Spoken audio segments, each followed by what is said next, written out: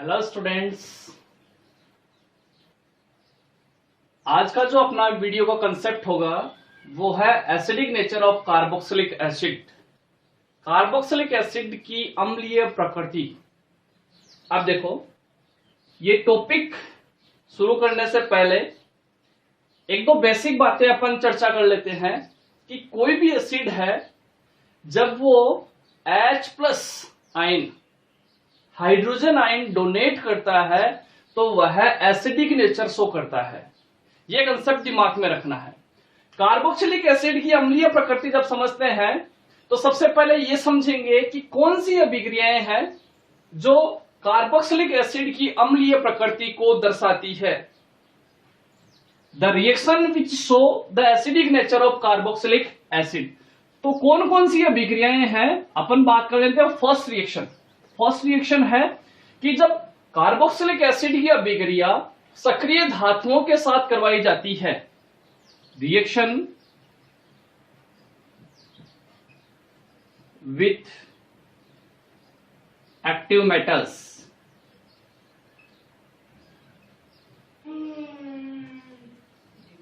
जब carboxylic acid की reaction active metals, जैसे एक्टिव मेटल्स कौन सी है, सोडियम है, पोटेशियम है, मैग्नीशियम है, जिंक है, इन धातुओं के साथ जब कार्बोक्सिलिक एसिड की रिएक्शन करवा दी जाती है तो यदि हाइड्रोजन गैस का रिमूवल होता है, हाइड्रोजन गैस निष्कासित होती है, तो कार्बोक्सिलिक एसिड है वो अम्लीय प्रकृति प्रदर्शित करता है। ध्यान देना, कार्बोक्सिलिक एसिड हो गया RCOOH। जब इसकी रिएक्शन सोडियम धातु के साथ करवा दी जाती है, किसके साथ, सोडियम धातु के साथ, दोनों के दो दो मोलिक्यूल लो, तो ध्यान देना सोडियम धातु है वो हाइड्रोजन से ज्यादा क्रियाशील है, तो ये विलयन में से H+ को क्या कर देगी, यहां से रिमूव कर देती है। क्या बन जाता है, RCOONA प्लस H2।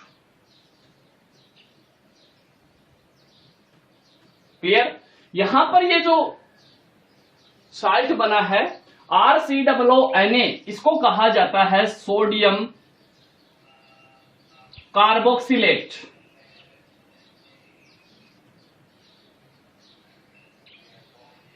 इसको कहा जाता है सोडियम कार्बोक्सिलेट।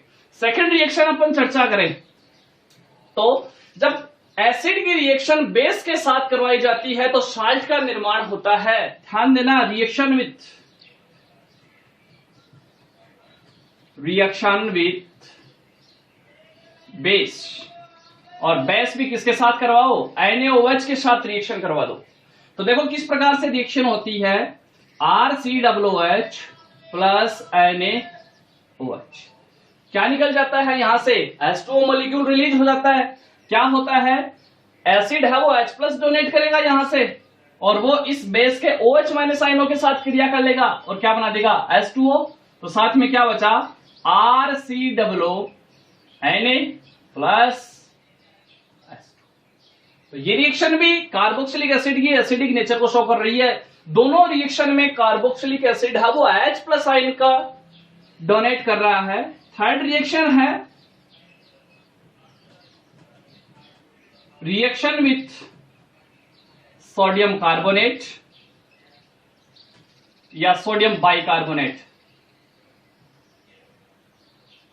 बहुत ही सिंपल रिएक्शन है। जब कार्बोक्सिलिक एसिड की रिएक्शन RCOOH की रिएक्शन सोडियम कार्बोनेट के साथ करवाई जाती है, दो मॉलिक्यूल ले ली, तो क्या बनता है, यहां पर ध्यान देना CO2 गैस रिलीज होती है। बबलिंग के साथ सॉल्यूशन में से CO2 गैस रिलीज होती है जो एसिडिक नेचर को शो करती है। क्या बनेगा प्रोडक्ट, यहां पर ध्यान देना, ये यहां से क्या निकालेगा, यहां से H+ डोनेट कर देगा। क्या बनेगा, यहां ध्यान देना 2RCOONA प्लस क्या बनेगा, H2O plus CO। Clear. Sodium bicarbonate के साथ करवाओगे तो क्या बनेगा, RCOOH NaCO3 बाइकार्बोनेट के साथ करवा दी तो क्या होगा, यहां से वही CO2 और H2O गैस रिलीज होगी और क्या बना, RCOONA सोडियम कार्बोक्सिलेट बन गया। क्लियर। साथ में क्या बना है ध्यान देना, H2O प्लस CO। तो ये रिएक्शन है जो एसिडिक नेचर को शो करती है, ध्यान देना। अब यहां ध्यान देना आपको कि कार्बोक्सिलिक एसिड है वो H प्लस डोनेट कर रहा है, हाइड्रोजन आयन निष्कासित कर रहा है, ये एसिडिक नेचर शो कर रहा है। तो किस प्रकार से शो करेगा, किस प्रकार से ये एसिडिक नेचर शो करेगा? आपको पता है जब कार्बोक्सिलिक एसिड को RCOOH को जल में घोला जाता है H2O में, तो क्या करता है ये यहां से H प्लस आयन डोनेट कर देता है और बना लेता है RC double bond O single bond O negative. और साथ में क्या बन गया, जो H प्लस यहां से रिलीज हुआ है वो इस H2O के साथ क्रिया कर लेता है और क्या बना देता है H3O प्लस। एक तो बन गया कौन सा आयन बन गया यहां पर, कार्बोक्सिलेट आयन।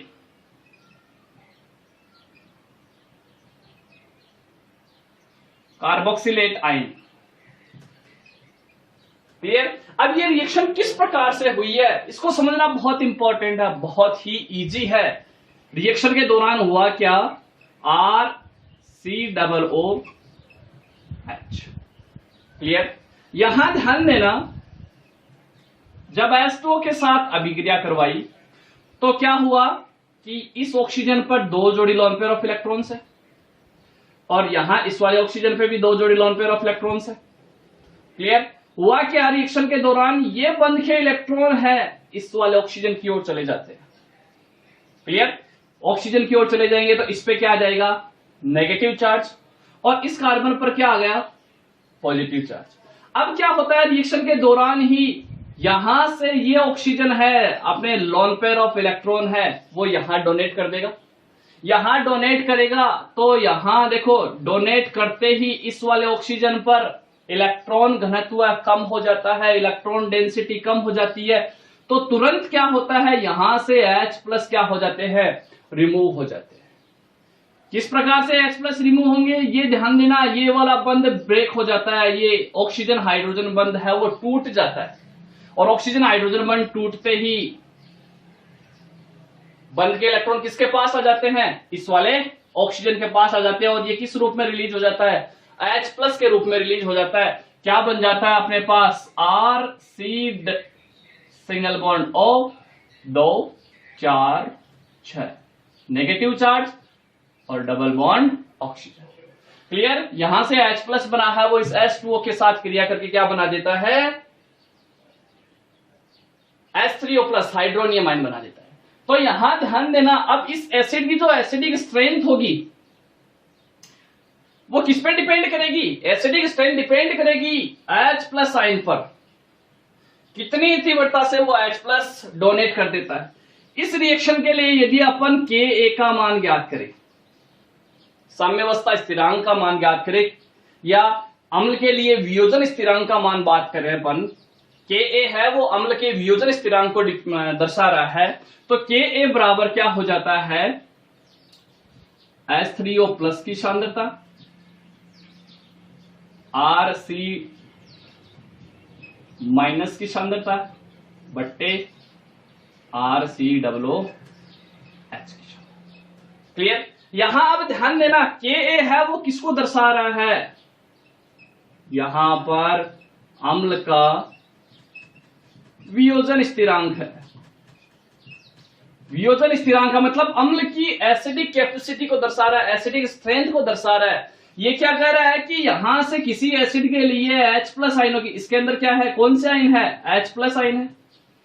किसी एसिड के लिए H प्लस आयनों की सांद्रता जितनी ज्यादा होगी उस अम्ल की एसिडिक नेचर है उतनी ही ज्यादा होती है, वो उतना ही प्रबल अम्ल होता है। तो ध्यान देना, स्ट्रॉन्ग एसिड के लिए Ka का मान ज्यादा होता है, Ka समानुपाती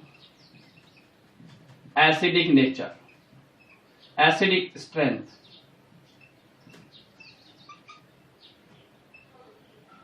क्लियर।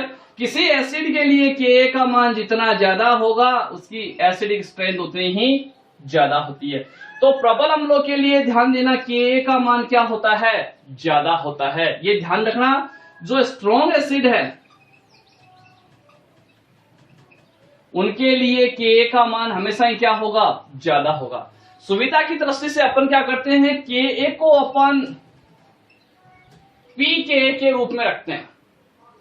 Ka को किस रूप में लिखा जाता है, pKa के रूप में लिखा जाता है। जो एसिडिक स्ट्रेंथ की सारणी होती है उसमें किसी भी एसिड की जो एसिडिक स्ट्रेंथ का जो मान होता है वो किस रूप में लिखा होता है, pK।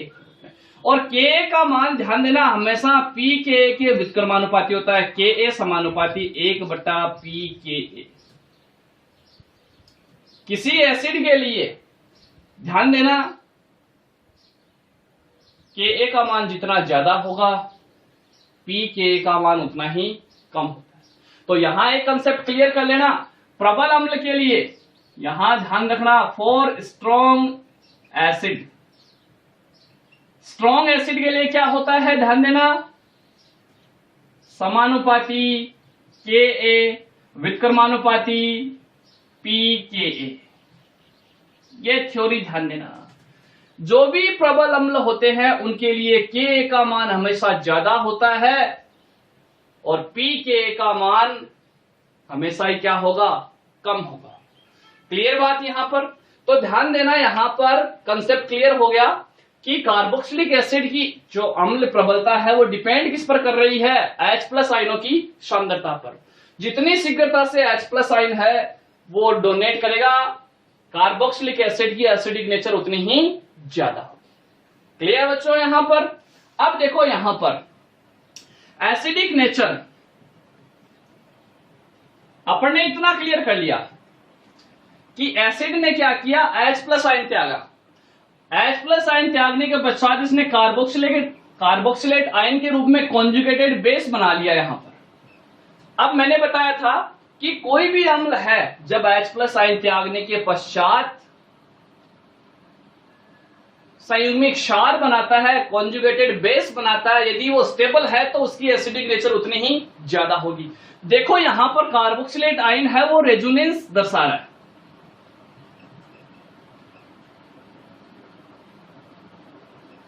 रेजोनेंस दर्शा रहा है और रेजोनेंस द्वारा ये स्टेबल हो जाता है।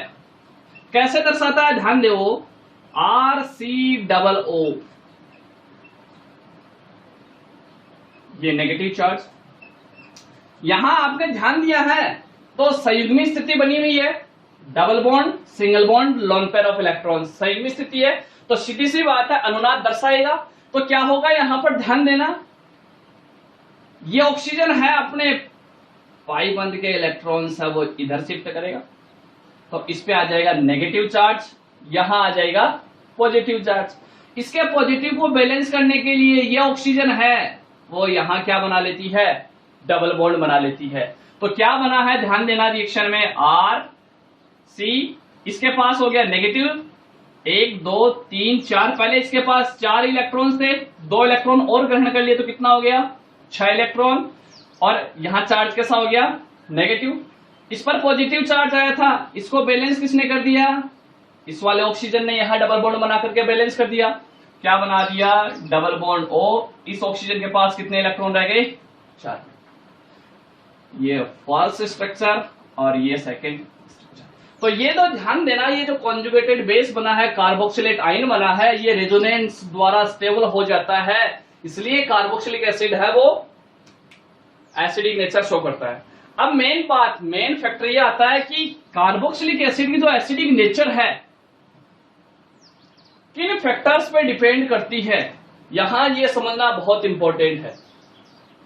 तो सबसे पहली बात बता देता हूं, पहला पॉइंट, एसिडिक नेचर किन किन कारकों पे डिपेंड कर रही है, कहां एसिडिक नेचर बढ़ेगी, कहां एसिडिक नेचर घटेगी, तो ये समझना बहुत इंपॉर्टेंट है। तो सबसे पहला पॉइंट ध्यान देना, एसिडिक नेचर समानुपाती होती है +I प्रभाव, +I प्रभाव वाले समूहों के।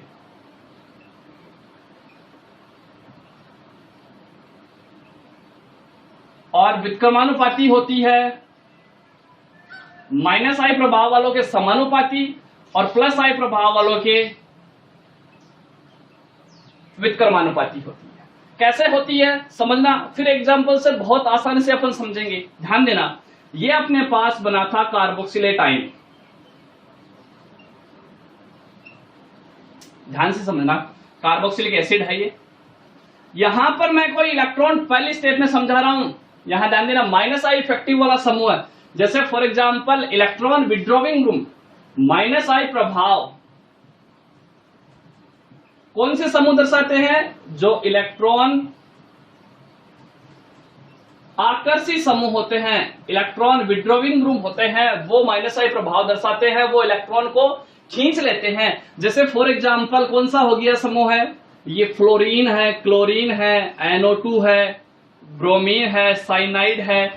क्लियर बात यहां पर? ये सारे के सारे कौन से समूह होते हैं? इलेक्ट्रॉन विड्रॉविंग ग्रुप, EWG कहा जाता है इन्हें। क्लियर? अब यहां कोई इलेक्ट्रॉन विड्रॉविंग ग्रुप जुड़ा हुआ है, जैसे यहां फ्लोरीन जुड़ा हुआ है। क्लियर बात यहां पर? अब यहां ध्यान देना, R के साथ मैं बता रहा हूं CSO समूह, और यहां पर क्या जुड़ा हुआ है? इलेक्ट्रॉन विड्रॉविंग ग्रुप जुड़ा हुआ है। यहां ध्यान दो, इलेक्ट्रॉन विड्रॉविंग ग्रुप है, वो अपनी ओर इलेक्ट्रॉन खींचेगा।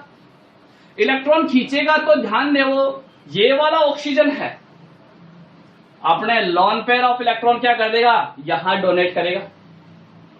क्लियर बात? ये बात समझ में आ रही है आप लोगों के कि जब कोई माइनस आई प्रभाव वाला समूह जुड़ा हुआ है तो ये ऑक्सीजन है वो आसानी से, ये वाला ऑक्सीजन है और हाइड्रोजन है, इन दोनों के बीच का बंध है वो इजीली ब्रेक हो जाता है। जब ये बंध आसानी से ब्रेक हो जाएगा तो यहां पर इजीली H+ का क्या हो जाएगा? निष्कासन हो जाएगा। ये ऑक्सीजन है, इस बंध के इलेक्ट्रॉन ले लेगा यहां पर, तो अम्लीय नेचर क्या हो जाएगी? बढ़ जाएगी। बहुत इंपॉर्टेंट है, बहुत इजी है।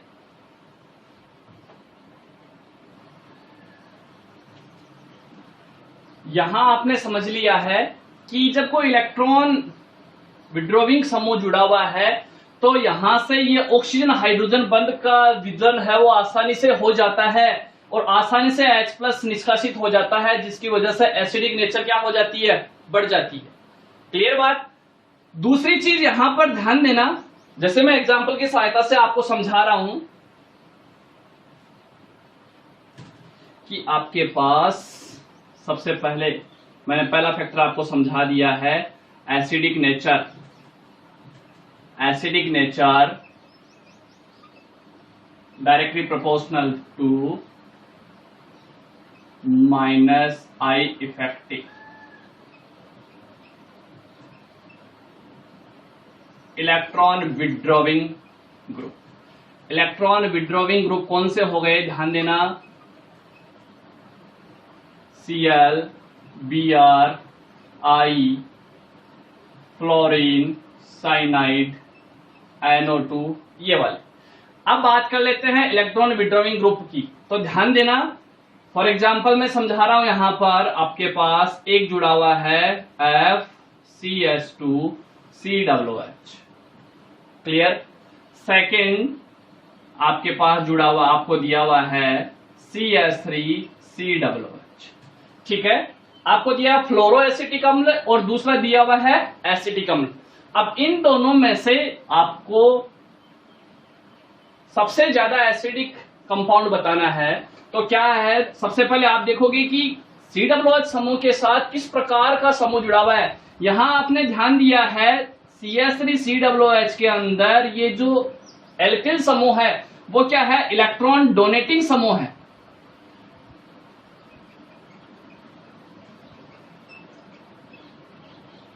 डोनेटिंग ग्रुप है और इलेक्ट्रॉन डोनेटिंग ग्रुप है वो कौन सा इफेक्ट दर्शाएगा? Plus I effect. Plus I effect दर्शाएगा तो एसिडिक नेचर क्या हो जाएगी? कम हो जाएगी। तो क्लियर बात? यहां ध्यान दिया है, फ्लोरीन है वो कैसा है? इलेक्ट्रॉन विड्रॉविंग ग्रुप है। विड्रॉविंग ग्रुप की वजह से एसिडिक नेचर क्या हो जाती है? बढ़ जाती है। तो इन दोनों में से ज्यादा एसिडिक कौन होगा? फ्लोरो एसिटिक अम्ल। क्लियर बात? यहां पर दूसरी चीज आप देखना, इलेक्ट्रॉन विड्रॉविंग ग्रुप भी अलग अलग है। अब इनकी जो स्ट्रेंथ होती है कि कौन सा प्रबलता से इलेक्ट्रॉन खींचेगा, ये सारे इलेक्ट्रॉन आकर्षित समूह है, कौन सा प्रबलता से इलेक्ट्रॉन खींचेगा इसका पता कैसे चलता है। तो इनका एक सीक्वेंस होता है, वो सीक्वेंस ध्यान देना है आपको। सबसे फेनिल, आयोडीन, ब्रोमीन, क्लोरीन, उसके बाद फ्लोरीन, फ्लोरीन के बाद आता है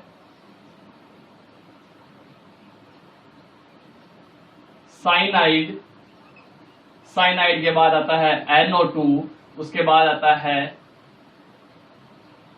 CF।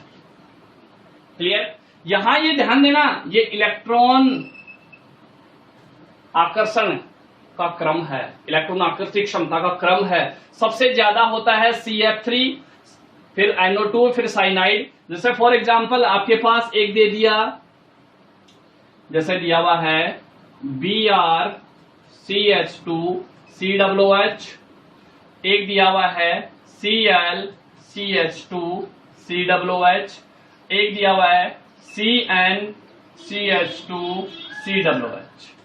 क्लियर?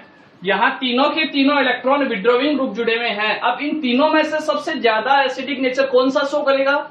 ध्यान देना, जिसकी इलेक्ट्रॉन विड्रॉविंग कैपेसिटी सबसे ज्यादा होगी, जिसकी इलेक्ट्रॉन ग्रहण करने की क्षमता सबसे ज्यादा होगी, वो ज्यादा अम्लीय प्रकृति दर्शाएगा। तो सबसे ज्यादा किसकी है इनमें? साइनाइड की, सबसे ज्यादा एसिडिक साइनाइड, उसके बाद देखो क्लोराइड और फिर ब्रोमाइड। तो दूसरा कंसेप्ट क्लियर हो गया कि जो एसिडिक नेचर है वो इलेक्ट्रॉन विड्रॉविंग कैपेसिटी पे भी डिपेंड कर रही है। तीसरा फैक्टर ध्यान देना, जैसे जैसे, तीसरा पॉइंट, जैसे जैसे इलेक्ट्रॉन विड्रॉविंग ग्रुप है वो कार्बोक्सिलिक एसिड से दूर होता जाता है, वैसे वैसे एसिडिक नेचर घटती जाती है। डिस्टेंस बहुत इंपॉर्टेंट होती है, distance of electron withdrawing group. For example ध्यान देना, यहां जुड़ा हुआ है आपके पास Cl CH2 CH2 COOH, या एक और जोड़ देते हैं CH2 COOH। क्लियर? उसके बाद एक जुड़ा हुआ है CH3 CH Cl CH2 COOH। एक कंपाउंड है आपके पास CH3 CH2 CH Cl और COOH। अब इन तीनों में अपन देखेंगे तो तीनों में ही देखो इलेक्ट्रॉन विड्रॉविंग ग्रुप है वो सेम है। अब किसकी एसिडिक नेचर ज्यादा होगी? यहां ध्यान देना, मैंने बोला डिस्टेंस बहुत इंपॉर्टेंट है। जो इलेक्ट्रॉन विड्रॉविंग ग्रुप जितना पास होता है वो उतनी ही शीघ्रता से इलेक्ट्रॉन खींचता है। ये बात बहुत इंपॉर्टेंट है। यहां ध्यान दिया है ये कंपाउंड नंबर A, B और C। आपने ध्यान दिया है C कंपाउंड में जो इलेक्ट्रॉन विड्रॉविंग ग्रुप है क्लोरीन है वो सबसे नजदीक जुड़ा हुआ है। इसकी वजह से ये आसानी से इलेक्ट्रॉन खींचेगा और एसिडिक नेचर को क्या कर देगा? बढ़ा देगा। आसानी से यहां से H+ है वो रिमूव हो जाएगा। जितनी ज्यादा दूरी बढ़ेगी वैसे वैसे एसिडिक नेचर है वो घटती जाएगी, इलेक्ट्रॉन जो विड्रॉइंग कैपेसिटी है वो कम होती जाएगी। तो यहां अपन देखें तो A, B और C तीन कंपाउंड है, तो एसिडिक नेचर का जो सीक्वेंस है वो क्या होगा? ध्यान देना, सबसे कम होगा A से ज्यादा B और B से ज्यादा C। ये एग्जांपल्स बहुत इंपॉर्टेंट है, ध्यान दे लेना। नेक्स्ट अपन बात कर लेते हैं नेक्स्ट फैक्टर की, चौथे फैक्टर की अपन बात कर ले, प्लस आई इफेक्ट वाला ग्रुप।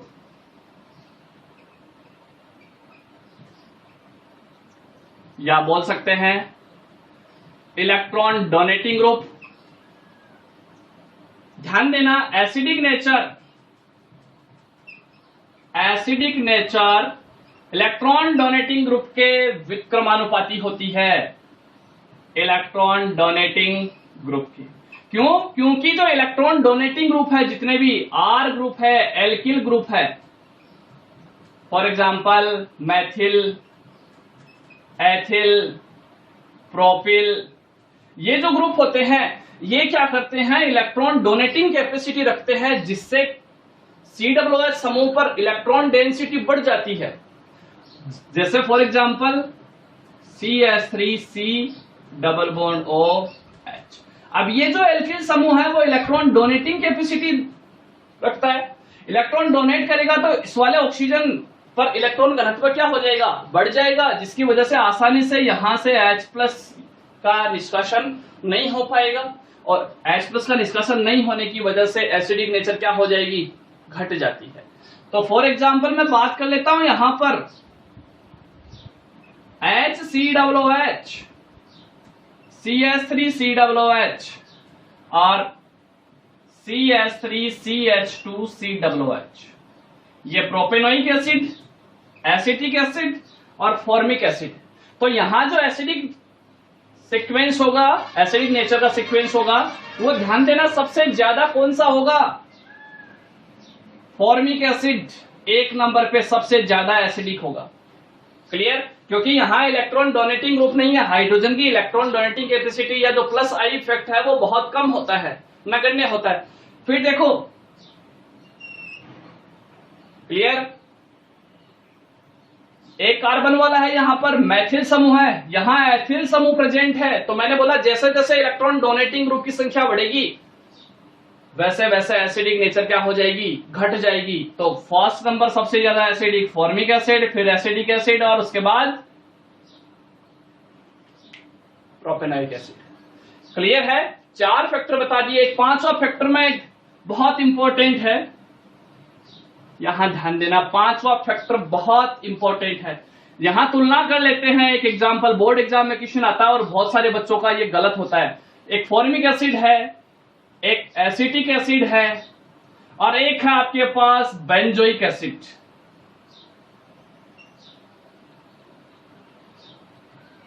ये है बेंजोइक एसिड, ये है फॉर्मिक एसिड और यह है एसिटिक एसिड। यहां एसिडिक सीक्वेंस का जो ऑर्डर होता है बहुत सारे बच्चे गलत कर देते हैं। अभी अपन ने पढ़ा था कि फेनिलओलाइड जुड़ेगी तो एसिडिक नेचर है वो बढ़नी चाहिए, तो बहुत सारे बच्चे क्या करते हैं, बेंजोइक एसिड को सबसे ज्यादा मान लेते हैं और एसिडिक इस फॉर्मिक एसिड को सबसे कम मान लेते हैं या सेकंड नंबर पे मान लेते हैं। वो गलत है सीक्वेंस। सही सीक्वेंस ध्यान देना, मैंने बता दिया सबसे कम तो होगा +I इफेक्ट, तो एसिडिक एसिड है वो सबसे कम एसिडिक होगा। फिर बात कर लेते हैं फॉर्मिक एसिड और बेंजोइक एसिड की, तो यहां ध्यान देना एसिडिक सीक्वेंस ज्यादा किसकी होगी, फॉर्मिक एसिड की। क्लियर? उसके बाद होगी बेंजोइक एसिड की, उसके बाद थर्ड नंबर पे कौन होगा, एसिटिक एसिड। इसको मैंने 1 नंबर दे दिया, ये 2 नंबर दे दिया और ये 3 नंबर दे दिया। तो एसिडिक जो सीक्वेंस होगा, एसिडिक नेचर सीक्वेंस होगा वो क्या होगा, first number, third number and second number. क्यों होगा, क्योंकि देखो यहां पर ये जो HCOOH है इसमें जो फॉर्मेटाइन बना है ये मोर स्टेबल है, ये फॉर्मेटाइन है वो मोर स्टेबल है, बहुत ज्यादा स्टेबल है बजाय किसके। अभी तुलना कर लेंगे, बहुत सिंपल है, यहां ध्यान दे लेना। ये बेंजोइक एसिड है तो इससे क्या बनेगा, बेंजोएटाइन।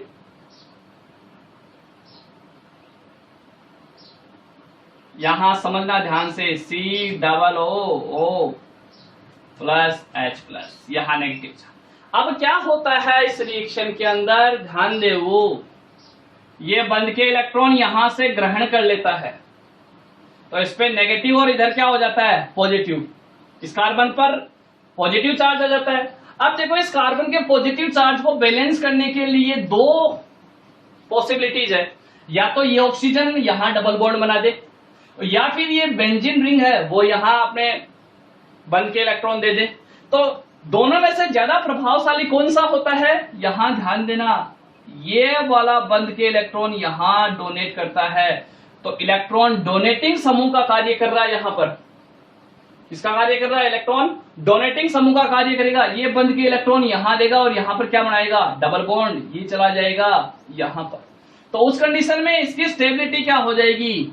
कम। यहां आपने ध्यान दिया फेनिल वलय है वो किसका कार्य कर रही है? इलेक्ट्रॉन डोनेटिंग ग्रुप का काम कर रही है। इलेक्ट्रॉन डोनेटिंग ग्रुप का काम कर रही है, इसकी वजह से इसकी स्टेबिलिटी है वो घट जाती है। बजाय किसके? इस फॉर्मेट आयन के बजाय बेंजोएट आयन है वो कम स्टेबल होता है। ये बहुत इंपॉर्टेंट है, ये कंसेप्ट ध्यान देना।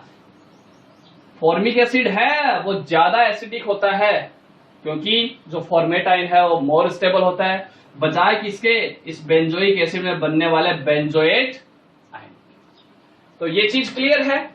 5 कंसेप्ट हो गए। एक छठवां कंसेप्ट बहुत इजी और बहुत इंपॉर्टेंट कंसेप्ट है, बहुत इजी और बहुत ही इंपॉर्टेंट कंसेप्ट है। मैं यदि ये एरोमेटिक रिंग में एसिडिक नेचर की बात करूं, यहां पर एरोमेटिक रिंग में बात करूं, यहां पर एसिडिक नेचर की, यहां पर OCH3 समूह जुड़ा हुआ है, यहां केवल COOH समूह जुड़ा हुआ है, और यहां पर अपन बात कर लें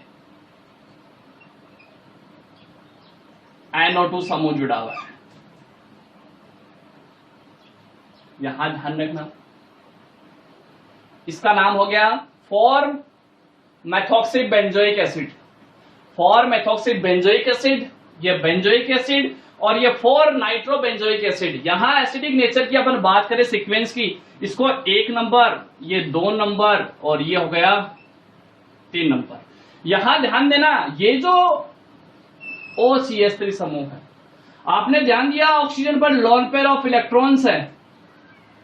ऑक्सीजन पर लोन पेयर ऑफ इलेक्ट्रॉन की वजह से ये इलेक्ट्रॉन डोनेटिंग समूह का कार्य करेगा, जिससे एसिडिक नेचर क्या हो जाएगी? डिक्रीज हो जाएगी, क्योंकि इलेक्ट्रॉन डोनेटिंग समूह जुड़ा हुआ है यहां पर। सेकेंड अपन बात करें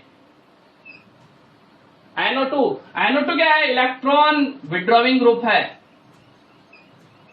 इसकी वजह से एसिडिक नेचर इंक्रीज हो जाएगी, अपन ने पढ़ा है। तो यहां ध्यान देना, एसिडिक सीक्वेंस जो सीक्वेंस होगा वो क्या होगा? सबसे ज्यादा कौन होगा? 3rd नंबर, फिर 2nd नंबर, और फिर 1st नंबर। ये इलेक्ट्रॉन डोनेटिंग ग्रुप है, ये इलेक्ट्रॉन विड्रॉविंग ग्रुप है। क्लियर बात? फिर अपन बात कर लेते हैं इनके, मैंने आपको बताया था पीके की, तो पी के समानुपाती 1/, एसिडिक नेचर होता है। इसे भी क्लियर कर दूं मैं आपको।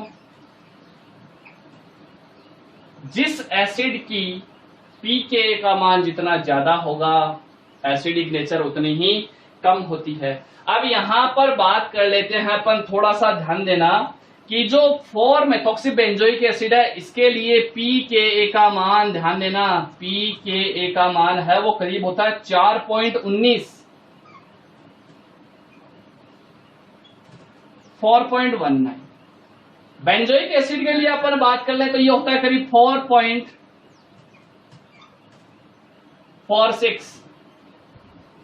क्लियर? और यदि अपन बात कर लेते हैं किसकी, बेंजोइक एसिड के बजाय, ये तो सबसे ही कम होगा वैसे भी, 2nd नंबर पे आएगा। और इसकी बात करें 4 नाइट्रो बेंजोइक एसिड की अपन बात करें तो ये होता है पीके का मान होता है करीब 3.41। अब देख लो सबसे ज्यादा एसिडिक कौन है, सबसे कम एसिडिक कौन है। क्लियर है बात? यहां पर कोई इश्यू नहीं है। तो ये कार्बोक्सिलिक एसिड की एसिडिक सीक्वेंस को दर्शाता है, ये सारे फैक्टर।